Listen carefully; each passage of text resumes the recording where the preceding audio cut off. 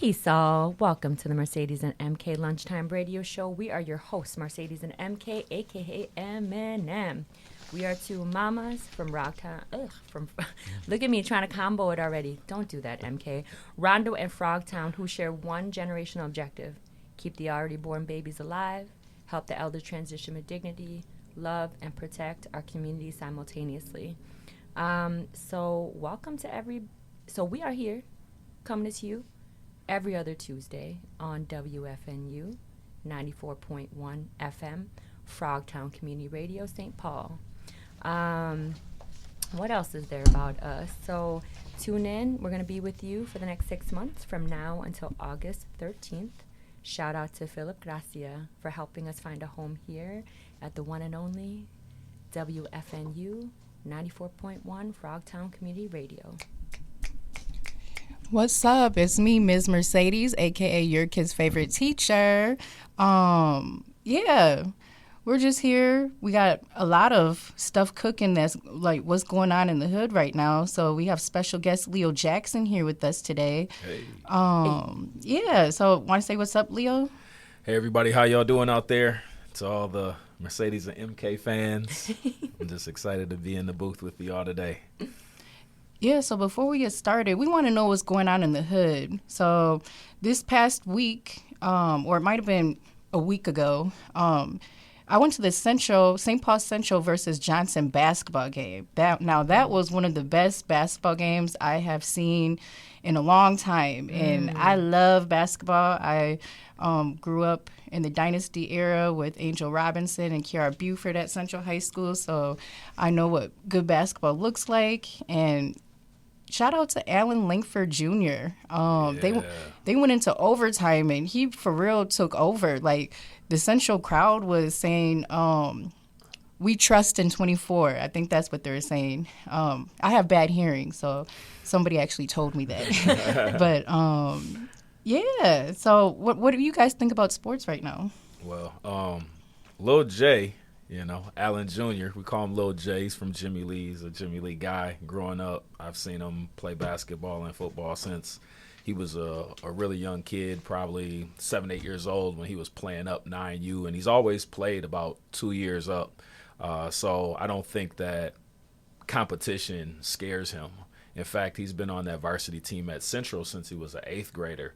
So his performance, to me, was expected. I mean, he's been groomed. His father has done an amazing job of being his number one coach, trainer, supporter. Shouts out to the whole Stowers family. They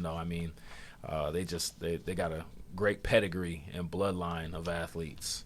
Because Lil J's big brother was an amazing athlete at Central as well. So I don't think anybody doubts what that young man can do in the city, man.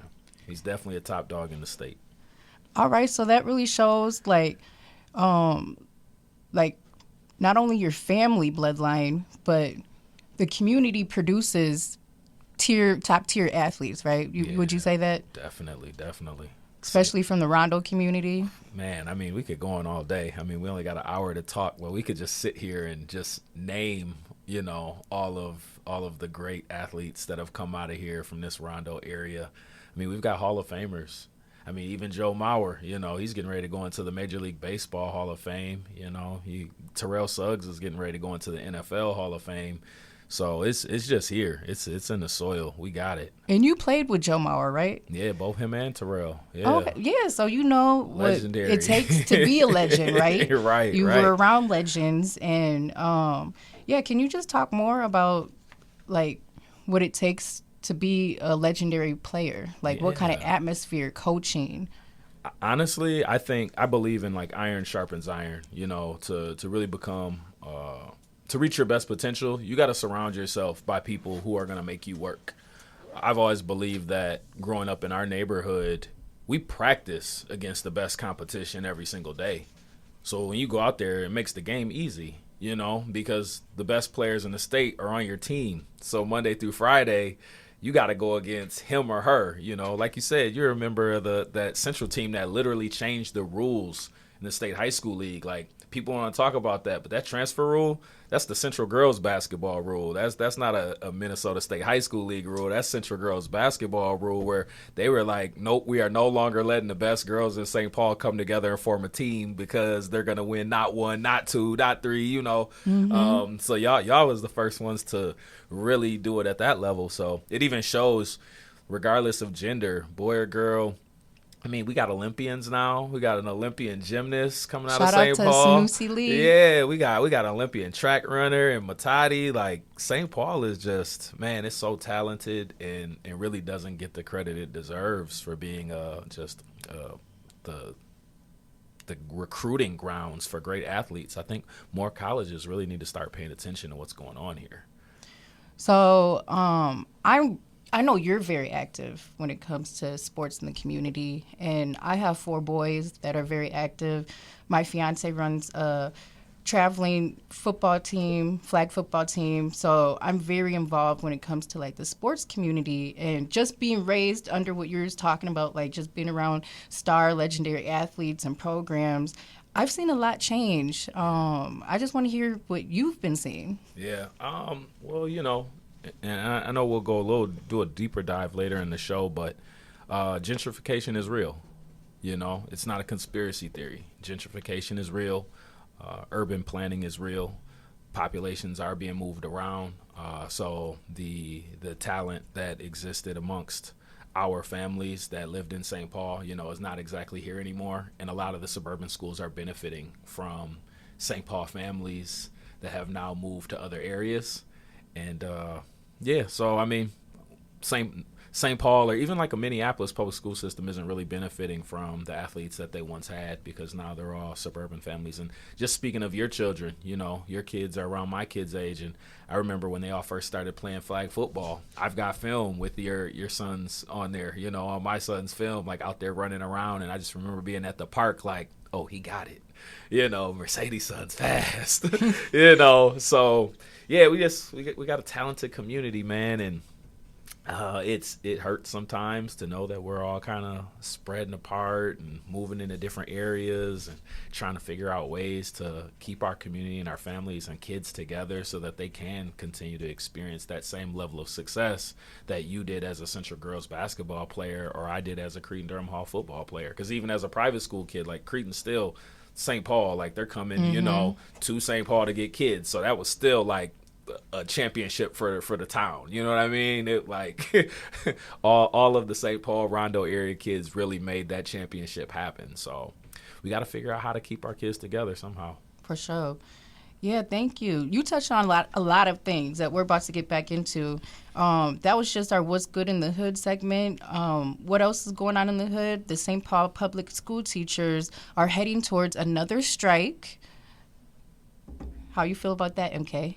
Oh, I would love to bring in one of the teachers, 1 or 2 teachers who are probably teaching class during the time in which we are having our radio lunch hour. But I would love for us and for the community who's listening to the show be able to connect with the teachers and to be able to hear from teachers' perspective, right, about what they are experiencing inside of this impending strike. Yeah. For sure. So if you're listening and you're interested in coming on the Mercedes and MK show and talk about the teacher strike and just your experiences in St. Paul Public Schools, hit us up. And then I think another thing is that I know that right now with the $50 million $150 million deficit that is facing St. Paul Public Schools right now, one of the things that are being really threatened to get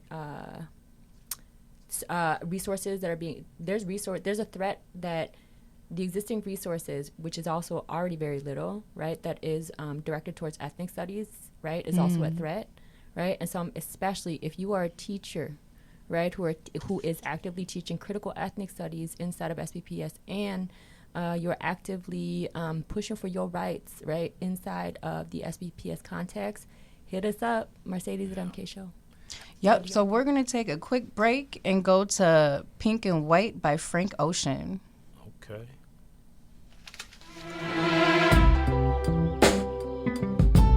Yeah.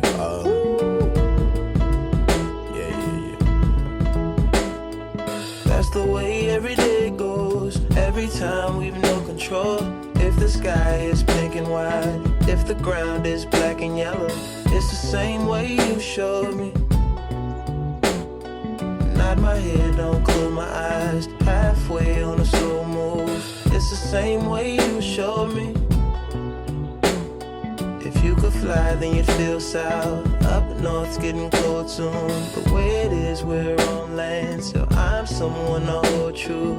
Keep you cool when it's still alive. Won't let you down when it's all ruined. Just the same way you showed me. Showed me. You showed me love. Glory from above. Regardless, dear, it's all downhill from here.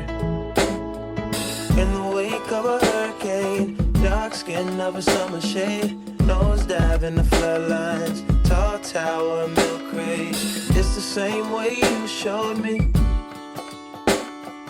Cannonball off the porch side, older kids trying off the roof. Just the same way you showed me. You showed. If you could die and come back to life, up for air from the swimming pool, you kneel down to the dry land, kiss the earth that birthed you, gave you tools just to stay alive and make it out when the sun is ruined. That's the same way you showed me. You showed me love.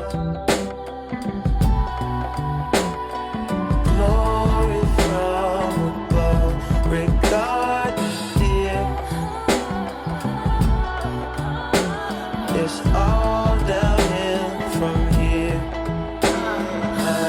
Real life, remember how it was. Tom Key, Michael Jackson, all in shit.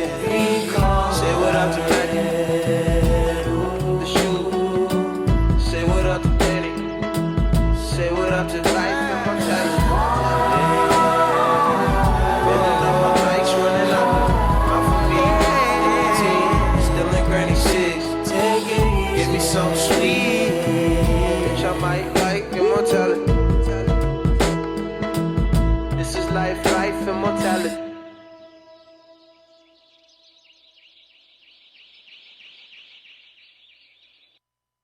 Hey everybody, it's Jessica Simpson. This is Beyonce. This is Justin Timberlake. Hey, this is Avril Lavigne. This is Gwen from No Doubt. And now, ladies and gentlemen, You are now listening to Mercedes and MK on WFMU 94.1. What's up, y'all? We are back. We are back, and that's how popular we got. That's how dope Mercedes and MK show really is. We got Jessica Simpson, we got Beyonce, we got Avril Lavigne. I'm just saying. I love the drop. Shout out to Fiverr. Fiverr plugged me on that. What? They do radio drops on Fiverr? Fiverr does everything. But name the talent though, the actual direct talent, right? The person behind, inside the Bible. Yeah. That's what's up. All right, so we're going to get back to our conversation on why you're here. So I reached out to Leo. I actually know Leo. I worked with him at Freedom Schools, and he was our leader for our summer, and he can kind of be intimidating sometimes. So when I was working with people, some people, because he has that coach's mentality, and, like a good coach is very firm and direct, but keeps everybody in check and in order in line or whatever. So that was kind of the vibe that some people had or whatever. But one thing I noticed is that the kids really listened and they respected him.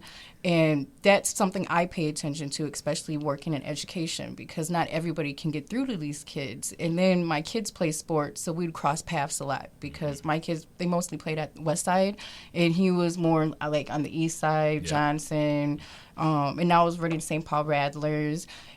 So we were kind of like opposite, so sometimes we would play against each other. But he has a really good program, and I respect people who are just giving back to the community, doing great things. And like we mentioned in the beginning, like I've been around like really good sports organizations and coaches, so there's just certain things I'm like, okay, like he knows what he's doing. Like he's developing top tier athletes. So I wanted to get him on the show because I noticed some things he was advocating for change with St. Paul Public Schools. Can you tell us a little more about that? Yeah, so I do want to just go back to the intimidating part because I get that a lot of the time. There was a coach named Derek Miner. I think he coached at Humboldt back in about 2007, 2008. And he said, and I'm going to kind of do his voice. He was like, man, you're Leo Jackson? I'm like, yeah. He's like, I just thought you were this big, bad dude. Like, people used to tell me when Leo comes, you go the other way. and he told me, he's like, man, like, you're really cool. And I like the word stoic. I think that that's what defines me. And I think that is what a quality that makes me a good leader.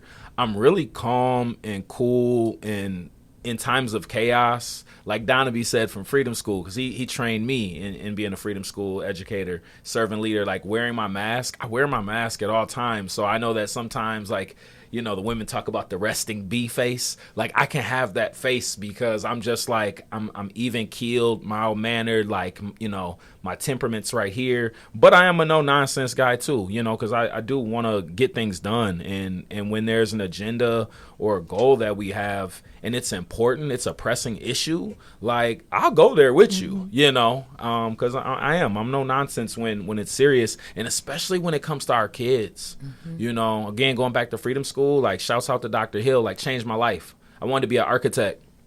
I don't even know if architects get jobs anymore. I can't tell you the last time a building was designed. No shade on the architecture firm, you know, but I went into education because it was literally like, it was just my calling, and I had no idea that I wanted to work with young people. And once I started doing that, that's when I realized, like, okay, college football is over for me, so I'm going to teach and coach. And then that wasn't enough for me, so I realized that the kids were getting coached in practice, but that's only 2 hours. They need a trainer too, you know. So now I'm training these kids after practice, but I'm realizing that the physical is not enough. Like, they need social, emotional, mental. So now I added that layer. So now I'm mentoring these kids. And then beyond that, once they're done with their football career, now they need guidance and counseling, like moving on into their careers. So for me, it was just a natural matriculation of, I want to educate and I want to coach football, but how can I be all encompassing and offer every single service within my power within the time that I have in a day to help young people be the best version of themselves? So the sport part is fun. Like, we like that. But what people don't know is, like, I'm out here writing college graduates' resumes. Like, I got literally, people send me their resume, and I do my guys' resumes for them when they graduate. I write reference letters. I write scholarship reference letters. I'm connecting young people with job opportunities. I'm signing them up for career expos. So the football is what people just see. I don't talk about all this other stuff on social media, but there's people right now that'll be like, nah, Leo got me my job. Like, Leo helped me through college, or Leo talked me down from dropping out, you know, or Leo fed me. Like, and I'm not, you know, pounding the table or patting myself on the back, but that's just what I feel like my call is, you know. So that's really where I see myself in the sport landscape, is like, it's bigger than the game. And I don't care if you play football, basketball, run track. I don't care if you're male or female. I just want to help people, because I understand that, like, life is hard and it's becoming more and more unaffordable every day.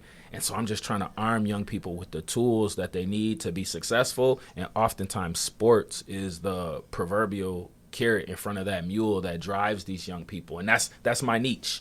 You know, like, I was an athlete. I consider myself still to be an athlete. So those are the people I connect with.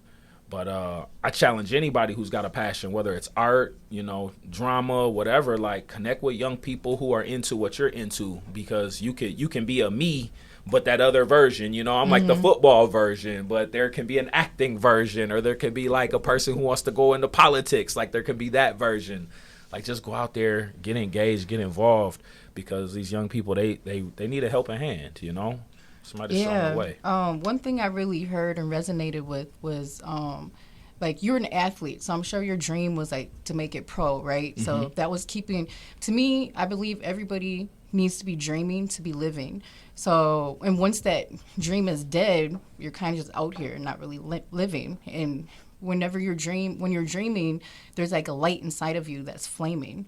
And I grew up playing sports, And once I had an injury, that light just started to dim and go away. And it wasn't until I went and got exposed into working in education where that light started to flame again. So right now I'm currently dreaming again, and that light is really bright. So I'm kind of doing what you're doing, of just shining that light on other people, because love is power. Absolutely. Absolutely. And the reality about sports, or like my daughter, she's an artist. She's super dope. She plays multiple instruments. She can draw, paint, sing, like she does it all. But the reality is, like, a fraction of a percent of people actually make it to a level, like we mentioned, the Joe Mauer, Terrell Suggs. Like, you're talking the 1 in 100th millionth of people that get to become that person.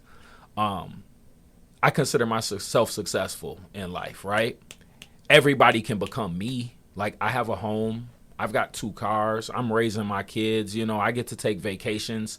Everybody is capable of becoming me. So I feel like that's why I have like a pathway that I can show people, like, and I'm not rich or anything. I'm a middle class American, and that can suck too at times. Shouts out to our government. But everybody can become a person like me with a little bit of hard work. I wasn't the greatest student. I wasn't the greatest athlete, but I worked hard. I believed in myself, and I put myself in a position to be successful. And every single person has the ability to do that regardless of their talent. So I love what you're saying about follow that dream, because it'll take you really far. If my daughter wants to be Beyonce one day, look, my baby can't dance, but baby, hey, let's practice, right?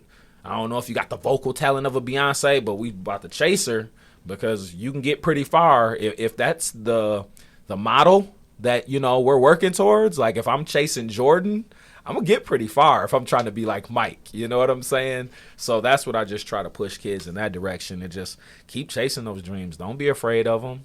They'll carry you. I want to go back some, because we didn't introduce him. Oh! we introduced like Leo Jackson, but we didn't give a background. You want to do that, MK? Absolutely. So shout out to Leo Jackson, founder and CEO of Jackson Pathways and the president of the Metro Youth Services. So clearly, that Leo is a seasoned consultant and coach. You could tell by his stories that he has well over, I would say, not nearly, but well over 20 years of experience. Okay, because young people mentor young people too. I'm just going to say that. That's true. In program management, leadership, equity, inclusion, work across various sectors. Leo is a holder of a bachelor's degree in interdisciplinary studies and is pursuing master's in diversity leadership currently. And Leo is just like a jack of all trades, really diverse, just has a diverse set of experiences, taking on roles in government, education, small businesses, and sports. And last but certainly not least, maybe probably the most important thing, right, is that Leo has served as a coach and a trainer for young people, right, in both the state of Florida and the state of Minnesota for the past 22 years. He's coached at both the high school level and as well as, young folks, right, specialize in football, track, and weightlifting. Yeah, right? yeah. It's important to point out Florida, because that's where it started for me when it comes to the coaching. I went to Florida A&M University back in 2001, and that experience is really what opened up my eyes to what I was capable of. I think that here my experiences were limited, but going down to Tallahassee and seeing like so many great things and a different mindset. And this is not to throw shade at, like coaches in St. Paul or Minnesota for that matter when I was growing up, but there was a different mindset about sending kids to school. In Minnesota, a lot of coaches believe that if the college coaches weren't coming after you, then you just weren't good enough, and this whole, like, if you're good, they'll find you.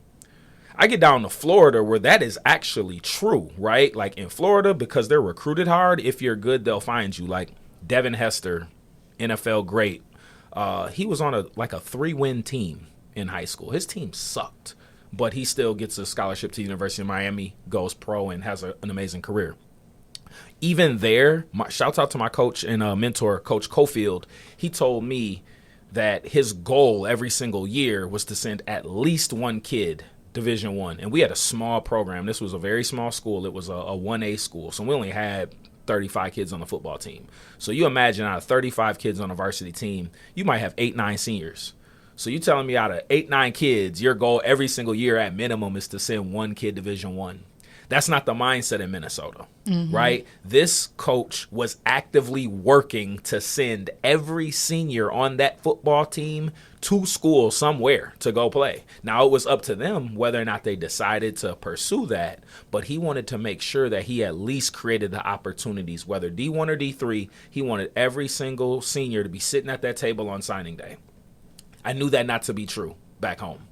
And so when I learned that philosophy and that mindset, that's when I came home and started going to work. Because I'm like, wait a minute, like, I know people back in St. Paul that are better than some of the kids I'm coaching in Florida. These dudes are getting scholarships, and I got little homies back at the crib that have no opportunities, like from your class, because you like 07, 08, you're 08. So I'm names that come across my mind like Como's, Josh Jerome, Saladin Broadway, the quarterback, Greg, I forget Greg's last name. Como was loaded. Johnson was loaded. They had dynamic running backs. They had players like Tyrell Bars and Dominique Henderson. I mean, I could go on and on and on just in the 08 class. Like even in Minneapolis, there was just this wealth of athletes, and they didn't have the opportunities. And I know for a fact, if they lived in Florida, if they went to school at my high school, they would all have as many college scholarships as they dreamed of. Michael Ellis, who's in your class, transferred from Arlington. He moved to Florida with me. Dude had FAMU, Georgia Southern, FAU, Bethune-Cookman. UAB was recruiting him. Tulane was recruiting him. Had he stayed in St. Paul at Arlington, he would have none of those opportunities. So I had to look at, like, what's the difference? Okay, it's the work that the adults are putting in or are not putting in. And so that's when I started coming up here, doing the work that I'm doing now, challenging systems, challenging the way these educators think, challenging the way these coaches think. And I know it pisses them off sometimes, but you know what? As a change agent, I understand that I'm going to upset you. You're not always going to be happy with what I have to say, but we got to get these kids to school. Yeah, so you're bringing up changing systems. So what systems or rules and regulations that are in place right now that are causing roadblocks for you? Ooh. And I wanna make sure that the narrative is very clear. I keep pushing this. It's not even just for me. It's not a roadblock for me. It's a roadblock for everybody. So when you go to the suburbs for whether it's MYS basketball or you go to these tournaments out in Big Lake for football, what you notice is they use high school facilities to host these huge tournaments.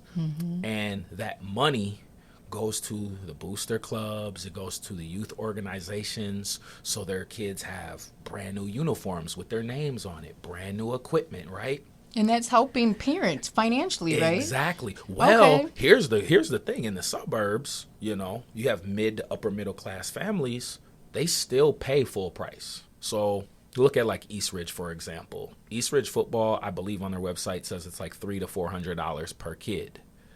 But for the East Ridge Athletic Association to utilize the Raptors Nest or whatever they call their high school stadium, it's $50 an hour. So as a organization president, if I can charge my entire community $400 a kid and then rent the stadium for games at $50 an hour, that leaves a large surplus of money that I can utilize to improve the conditions of our program. Keep new equipment, buy new uniforms, pay for training for our coaches and coach development, safety equipment, all of these things. St. Paul Public Schools, their rate to use one of our stadiums, are you ready for this? $265 an hour plus an additional $50 an hour for a custodian. So for a whopping $315 an hour, we get to use Harding. Or if, say, Frogtown wants to use Central, or if Westside wants to use Humboldt, $315 an hour. Wow. But do you think in the city of St. Paul, we can charge our kids or our parents $400 to play? We wouldn't have any kids on the team. There might be a couple who can do it. You know, I've scraped together $400. I got it. Not everybody does, right? So the community that has the least amount of money, statistically, and this is what I've been telling St. Paul Public Schools, household median income in St. Paul, $60K. Now, if we're talking specifically the East Side, and my program is 90% Black, Asian, Hispanic, so primarily Black and brown. And receives free reduced lunch at school. We're probably talking about a median income household of around $30,000 per family. I haven't done the data, but if I gathered it, I'd guess that's a number that we're looking at, right? So I only charge my kids $125 to play, and that's a stretch. I still have people asking for scholarship opportunities and working off those dues. But then just to hold our homecoming, the bill is like $1,800 just to have the stadium for the day, 315 times 6, 7, 8 hours. Now, you mentioned whenever they had tournaments in the suburban counties that those funds went directed towards helping the youth program. Mm-hmm. Is that the same case with St. Paul? Well, if you can afford to rent the facility, then yes, you can set up concessions, right? Okay. But there are policies in place where they ask you, are you going to charge a gate and things like that? If you charge a gate, then they're going to want to throw in security. Like my banquet, for example, at Washington, to pass out trophies to little kids and cheerleaders, it was like a $800 rental of the grand ballroom, and it wasn't even the space fee. They made me pay for 3 security guards at $50 an hour for the entire banquet. So I had 3 security, $150 an hour for security. For what? To make sure that kids don't take 2 cupcakes? And so I'm telling the school district, this is systemic oppression at its finest. The St. Paul programs, whether it's me with St. Paul Rattlers, Frogtown, West Side, the Bandits, pick a program. We serve BIPOC community. We serve low income community, right? We're youth focused. Majority of our kids are St. Paul Public School kids. You guys are breaking our bank. How can we invest in our youth when we can't even afford to unlock your gates? Yeah, it's nice outside right now. The sun's out. I drove around the community and seen Frogtown Rec, Jimmy Lee. They all have locks on their facilities, so kids can't go on the turf and play. Right. And it wasn't like that when you were growing up. No. Right? When it was grass, go play. Yeah. Once they invested some money, put the chains on the doors. Put the chains on the doors. Is that we got a call coming in? Oh, we got a call. Okay. Hey. I did put out the message on Facebook. Everyone. Yes, it is. This is a historic moment. This shall be our first call for today. It might actually not be for us, but we shall see. I don't know. Well, I'm just going to respond until we see what's going on with the call. Right, for sure. But again, like I said, gentrification is very real. So think about this. This is something I literally just thought about 2 weeks ago. In the name of diversity and inclusion, and I'm using Jimmy Lee as an example, they took a football field and turned it into a multi-purpose field. And I understand why. You have immigrant populations, Asian, East African. So we want to be inclusive of soccer, right? We have some of the suburban community moving back into the city. So we want to be inclusive of lacrosse. That's amazing. We should be inclusive. However, this is what made me realize that a part of that diversity and inclusion is the caller ready? Yeah. Clayton, this is his name. Welcome, Clayton. Clayton Gardner? Clayton. All right. Welcome, Clayton. How are you? Sorry to cut you off, Leo. Go ahead. Me and MK, this is our second show, so we're still learning how to use everything. So shout out to Philip for helping us. Yes, Clayton, are you there? Yeah, no, I've just been listening to the show, and I'm the president of the Minneapolis St. Paul Star Walls. We're a girls' hockey program, and we have a lot of girls in Midway and Frogtown. And yeah, I just want to kind of say that we struggle with the exact same thing. Our problem is that we can't even get ice time within our own city, so the suburban associations come in and take up all the ice time. So, I know your guest there was talking about tournaments. That's one of the big ways that that hockey programs make tournaments, and we can't even host them because we can't even get ice time. So it's so we've had a lot of frustration with the city and as well Ramsey County because they run our ice rink. So I'm glad you guys are talking about it. Can I ask, Clayton, does your last name start with an H? Yes. I think I know. Shout out Clayton H. I don't know if I can say your last name because, you know. Yeah, that's respect fine. that. Okay. Shout out to Clayton Howard. Okay. Gaultier. Okay. That's right, Gaultier yeah. family.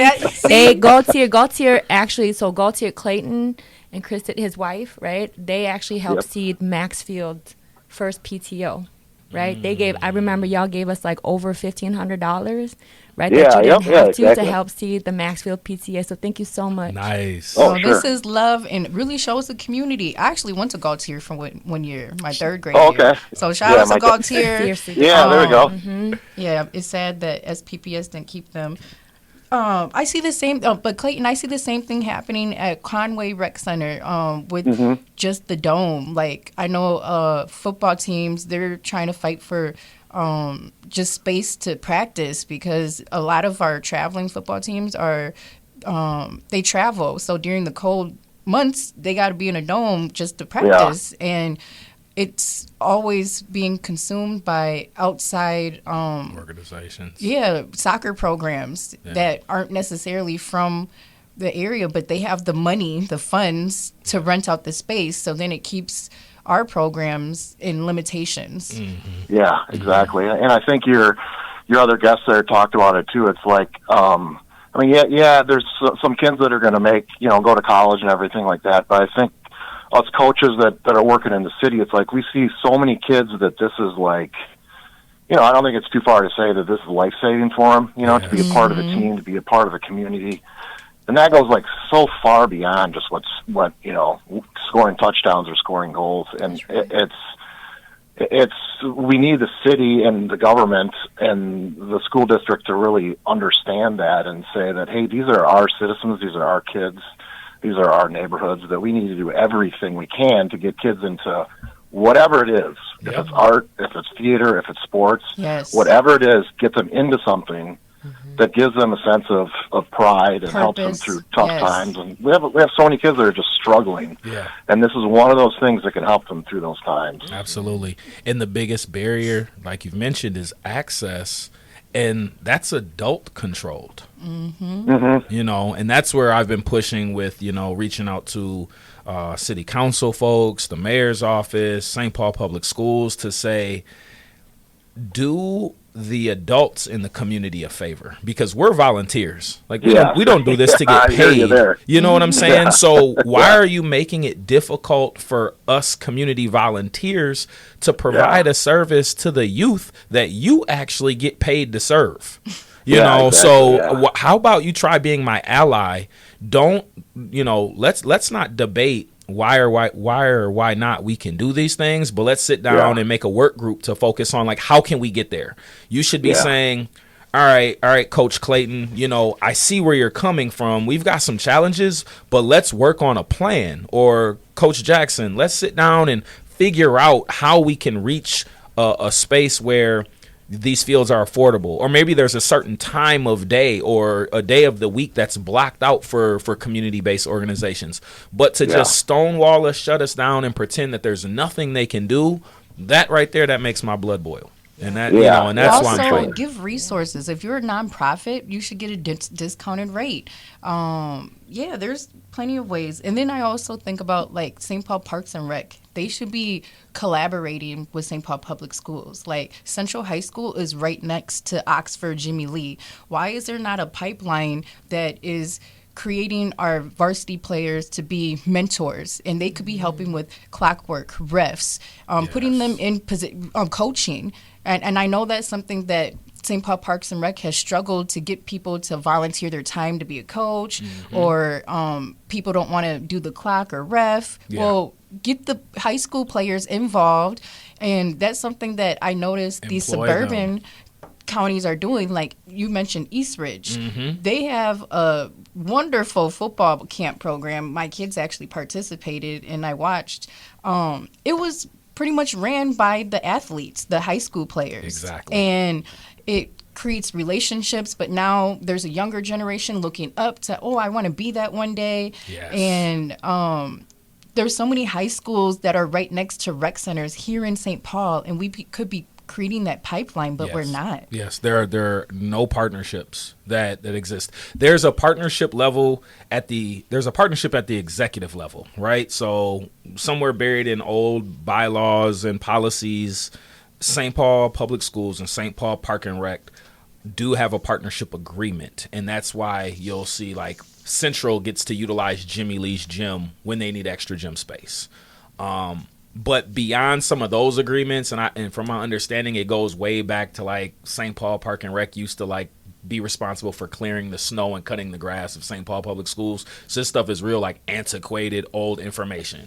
But what we see on the surface level, there's no real partnership that exists. So again, it doesn't work both ways, whether it's hockey, like Clayton is calling in about, or football or track. There's no partnerships that really exist where we feel included. And that's where, again, I'm pushing St. Paul Public Schools and the city to say, hey, you guys have to do a better job with engagement. I know St. Paul Public Schools spent $30,000 on marketing. Their enrollment has dropped by 4 figures, I believe, for the last 4 years. You're losing students. Question is why? Well, again, I had a 7-8 hour homecoming event at Harding High School. Rather than killing me with, the rental fee, how about you send people down from 360 Coburn, set up a booth, meet kids, shake hands, pass out literature. Like, we can be a partner in this event. Westside does the Fiesta every year. That's how we modeled our homecoming. Like, we knew what Westside had been doing for years. We were like, okay, we got to create one, for our community that's big like that too. Why isn't SPPS at that Fiesta? Man, they shooting smoke and kids run out the tunnel, glitter, shooting everywhere. They got a car show. Food trucks. Like, why isn't SPPS there and present? Why isn't Humboldt actively involved in that event? We have to raise these questions. We can't just sit back and say, well, families don't want to go here anymore, or we'll spend money on billboards, or, you know what I mean? Like, there's so many opportunities, and people simply aren't taking advantage of them. That's right. Oh my goodness, Leo. There's so many things that you are sharing with us where the math does not math. So why are we continuing to accept these equations? I'm so excited about turning these appeals into actual people's policy to which we hold on, anyway. Clayton, are you still there? Yeah. Yep. Did you want to stay on with us? Yeah, sure. If I could just kind of touch on what Coach is saying there too, I think Clayton. it definitely struck a chord with me when you said help the adults out. Because I think, when you go on those suburban programs in whatever sport, not only do they have money, but like they have they have boards that have like 20 people on it. So it sounds like what you were saying earlier, Coach, how you help your players. It's like a lot of us in the city, a lot of our parents just aren't able, for lots of reasons, to step up and be on a board. So there's the very few volunteers for each program that kind of have to do everything, and it's kind of, it's like your side job, and it feels like full time at times. And I think that's another area that the city, Parks and Rec, and SPPS could help out a lot, is helping out with, lending a hand to some of that organizational stuff that gets put on very few people, and without a few people at each one of these organizations, they just wouldn't exist. Absolutely. I agree, because I will be on that board. That's right. Yeah. So, you know what? There's so much. This conversation is so rich. I think we need a break, right? All right. Yeah, let's take a quick break. Yep. Let's shout out to WFNU, 94.1 Frogtown Community Radio, St. Paul, Mercedes MK show, coming to you live or pre-recorded, depending on what our people and community needs, right? Yep. For the next 6 months. We're still here with Clayton and Leo. So stay tuned, stick around, and after this music break. So go ahead and get you some water, take a little breath. If you got to go to the bathroom, do that. Until then, enjoy hip-hop from Dead Prez. Hey.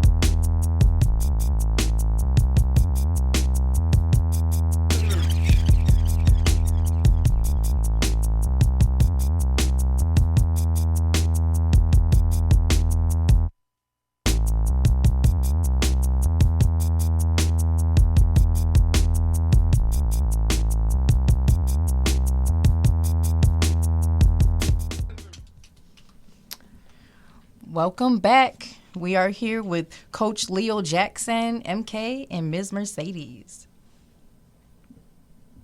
Woody woo. What's up, Leo? How you doing? Man, I'm energized, I'm motivated, and I'm ready to mobilize the community. We're making moves right now. All right, let's keep moving. Yeah, this is a great conversation. I'm glad we had this. I just wanted to know, how can people support you or bring awareness to the inequity that's happening when it comes to St. Paul Parks and Rec, St. Paul Public Schools, and just the pricing for affordability for our inner city sports? Because this is a huge problem, especially now that NIL deals are accessible to youth. Right. So it keeps us limited to, and like you said, like the players here, they would be successful if they go elsewhere. Well, we want to keep greatness here. Absolutely. How people can support, for one, if you're out there, you're listening, you can definitely follow me on social media to kind of stay in tune with what I'm sharing. If you utilize LinkedIn, look up my name, Leo Jackson Sr. On Facebook, I'm the letter EZ, then the word senior spelled out. That's where I'm always like sharing what I'm doing. My business, Jackson Pathways, that MK mentioned, also has a Facebook page. That's my last name, so Jackson Pathways to Success. That's where I'm posting a lot of my info. I've really just been calling on people, and I know it's tough because you hear this a lot, especially in politics, like, call your local so-and-so or go and speak. But we really do need some people to start joining me at the school board meetings. I've been going to the school board meetings pretty much every month for the last 9 or 10 months. And so the narrative keeps coming back. Leo, we can't give you a free field. Leo, you want a discount. And what I'm trying to tell them is this is not about me personally. First off, I serve a program that has 200 youth, so I'm not asking you for anything because it's their money that pays for these rental fees. I have not paid $1 out of my pocket. It comes from registration fees. So no, this is the community's ask. And then two, again, whether you coach youth basketball in the city of St. Paul, whether you coach football, whatever it is, these fees impact you and your ability to get gym space, field space. So if you want to open up the doors to those opportunities so we can start getting in these gyms, because all these elementaries, middle schools, and high schools got gyms that do not get used in the evening. But there's a whole lot of AAU, NYS, St. Paul coaches that are like, man, I can't get a gym. They can't afford it. So reach out to me. Jump in my inbox. I'll let you know the process. We can get your 501c3 rolling. If you want, you can bring your program under my board. We already got a 501c3. That's why we rebranded from St. Paul Football to Metro Youth Services, because we didn't want to limit ourselves. We want to be an incubator for anybody. So if you got a legit program and you do a good job coaching, and we got to vet you, you can't be doing dirt. But if you got a good program and you don't have the structure that you need, you can put your program under Metro Youth Services, and we'll help you get those permits. We'll help you get that insurance. We'll provide that support, but we need you to advocate as well. It can't just be myself and my secretary / treasurer. Shout out to Jen, because she's been a lifesaver in the last 2 years. But it just can't be us, because St. Paul Public Schools is trying to define it like we are looking for a hookup. And I'm like, no, I want every youth program to be able to unlock a gate or a gym so that they can host tournaments. So reach out to me, guys. Come get involved. All right. So I just want to shout out to Leo Jackson. Thank you so much. I'm just really, for me, my takeaway is like, wow, like I think if the people in this community were able to shape what the SPPS budget could look like, I think it would look really different, right, than the budget that is shaped currently by institutional leadership. And I just wanted to reiterate the fiscal year 2025 goals, right? Budget priority goals is increasing school community sense of belonging and feeling of safety, and ensuring that students are respected and reflected in their curriculum and in their classrooms. And what I have come to learn, especially today, is that young people being able to gather, right, in the community, build with each other, generate the kind of knowledge, information, and ideas, right, from their reproduction of life together, and then returning back to their schools and injecting these ideas, this knowledge, this camaraderie, this sense of community and belonging, right, is really, really, what you do with sports is a vital part of that, right? and that I just Love look is forward- power. Love is power. Yeah, and I just shout out to all the folks who are actively doing this work, right, to love our kids deep, heart, and true, and to make sure that all eyes, you know what I mean, are and labor, attention, time is really dedicated to the people who really need it, right? Absolutely. In every facet of their life. And I know we're getting ready to close, but a SPPS administrator told me, she said, Leo, we're a school district. We're focused on academics, and we can't afford to give you guys free field space because then we'll have to take money from our funds to pay for facilities that you guys used. And my pushback was, education is just a component, and you actually, if a child is immersed in all of their things that they enjoy, extracurricular activities, like if you're working on the whole child, the academic performance improves. But that shows the narrow perspective and view of education. They must not know that you have to have a passing grade to play. Like, right. My son, he goes to East Dem, and he made it to the C squad at Johnson. And there's a time when grades went out where some players, they weren't there. Yep. Well, by the next game, them players were back. Got it up. So that just shows that they wanted to be there. They wanted to play, and they'll do what it takes to make sure that they can participate. Yeah. Yeah. That was a motivator. And I know we're closing. I do want to just say, in terms of academics, academic support, employment support, again, jacksonpathways.com. You can reach out to me there as well, because I do hold internships for high school kids after school and in the summer. Because, again, I'm all about building the whole child. So reach out to me, jacksonpathways.com. Let me know how I can help, because I'm here to serve. All right. So we were just talking about love. So we're going to our Love is Power segment. That's right. Show some love. Love is power. All right, so we're going to start. I want to show some love to Chichow. I love some pho from Chichow. Unfortunately, they had an unexpected fire, so they're under repairs at the moment. But, yes, when they open up, please show them some love. And just, Chichow. Show some love to Chichow. I also want to give a shout out to the Victoria Theater Arts Center. I'm the community engagement director there.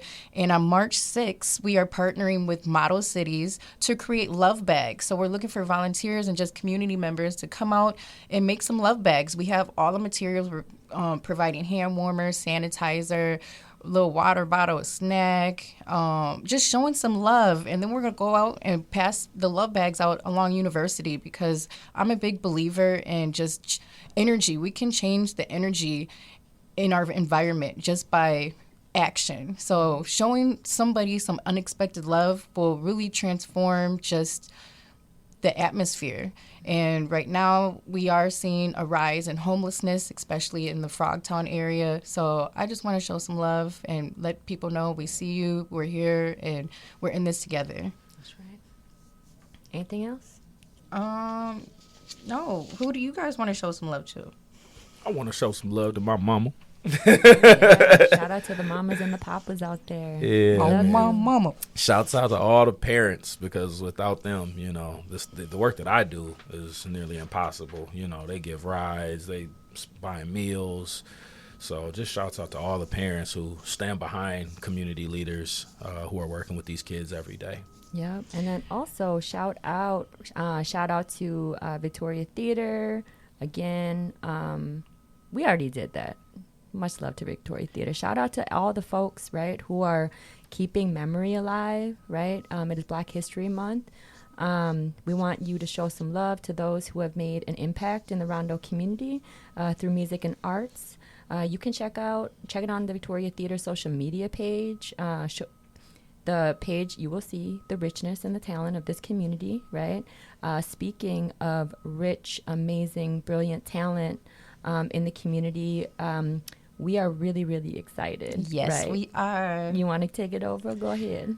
Okay, so like she mentioned, the Victoria Theater, we've been featuring impactful Black community members that really influenced the Rondo community through the arts and music. And one of those people is Toya Poole. She is a founder and organizer and the legendary, brilliant mind behind Half Pints. So if you're from the community, y'all know what Half Pints is. And if you don't, you're about to learn and see. And it was a whole vibe. And when I shared her tribute, we got over 200 shares of that one post. But I'm excited to give Toya. Legend. Yes, so we're excited. March 12th, we'll have Toya Poole. She'll be getting her flowers because, you know, love is power. I also want to give one shout out to my fiance's flag football program. They are having tryouts March 2nd this Saturday, 12 to 2 at Jimmy Lee. So pull up, and then I believe their program will also be part of your 7-on-7 program. Hopefully so. We're just trying to working together. Yeah, come together, bring talent, and just really give our time and nurture these young minds through sports and encourage them to just keep their lights flamed. Yeah, That's right. Dreaming. Dream big. Things happen so fast. Can't say enough. Shout out to WFNU 94.1 FM, Frogtown Community Radio, St. Paul. We are Mercedes and MK, aka M&M. We have 3 segments. We are collaborative. So if you have news and updates and info to share about the community, right, go ahead and help us nourish the What's Good in the Hood segment. Show some love. If you have recognition of people that you want to show love to that's active in the community, go ahead and let us know. And then if you are a freestyler or an emerging freestyler, we want to know you. So come join us for Rhyme Time. All right. And thank you again, Leo. This was really good. Not a problem.